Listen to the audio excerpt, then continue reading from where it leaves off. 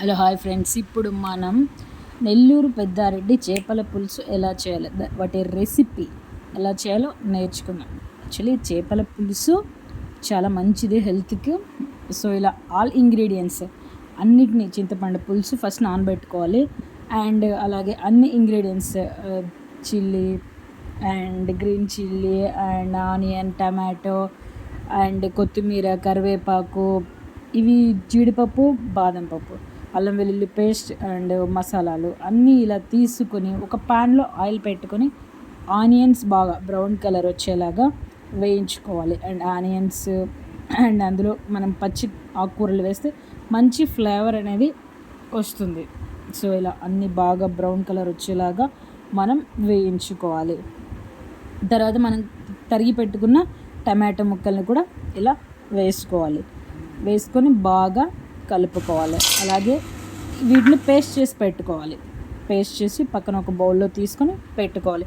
ఈ పక్కన మసాలాలు ఏంటంటే మనకు అన్నీ తెలిసినవే, chilli powder and garam masala, లైట్గా ధనియాల పొడి and same time Kashmiri chilli పొడి అండ్ జీరా పొడి, అన్నీ ధనియాల పొడి అన్నీ. సో అలాగే అల్లం వెల్లుల్లి పేస్ట్ని ఇందులో వేసి బాగా పచ్చివాసన పోయేలా బాగా కలుపుకోవాలి ఫ్రెండ్స్. దాని తర్వాత మనం తీసుకున్న ఆల్ మసాలాలు ఇందులో యాడ్ చేసుకోవాలి. ఫిష్ చాలా హెల్త్కి మంచిది. Omega 3 fatty acids and vitamins such as D and B12, riboflavin చాలా ఉంటాయి ఇందులో. చాలా మంచిది ఫిష్ హెల్త్కి.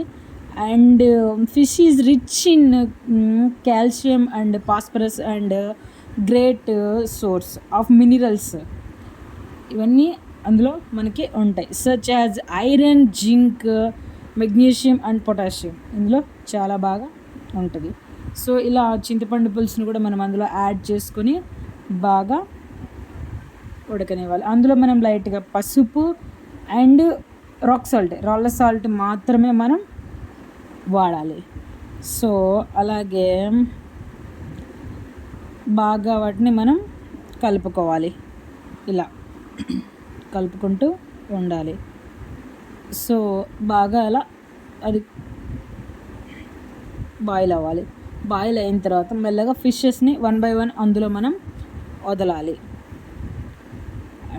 ఈత కొట్టడానికి కాదండి, ఉడకడానికి. ఫిషెస్ కాదు, ఫిష్ ముక్కలు, సారీ బై మిస్టేక్.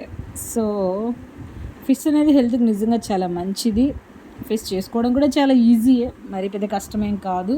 ఫిషెస్ని మనం అందులో వేసినప్పుడు స్పూన్తో, గరిటతో మనం దాన్ని కదపలేం, ఎందుకంటే అవి నలిగిపోతాయి. సో ఆల్రెడీ నేను కొట్టి పెట్టుకున్న అండ్ బాదం పప్పు, జీడిపప్పు పేస్ట్, ఇది చాలా రిచ్ ఫ్లేవర్ వస్తుందండి. మనకి రెస్టారెంట్లో చేసిన ఫ్లేవర్ మనకి ఇందులో వస్తుంది. సో ఫ్రెండ్స్, మనకి నెల్లూరు పెద్దారెడ్డి చేపల పులుసు రెడీ అయిపోయింది. తినేద్దామా? వన్స్ ట్రై చేయండి. Please like and subscribe.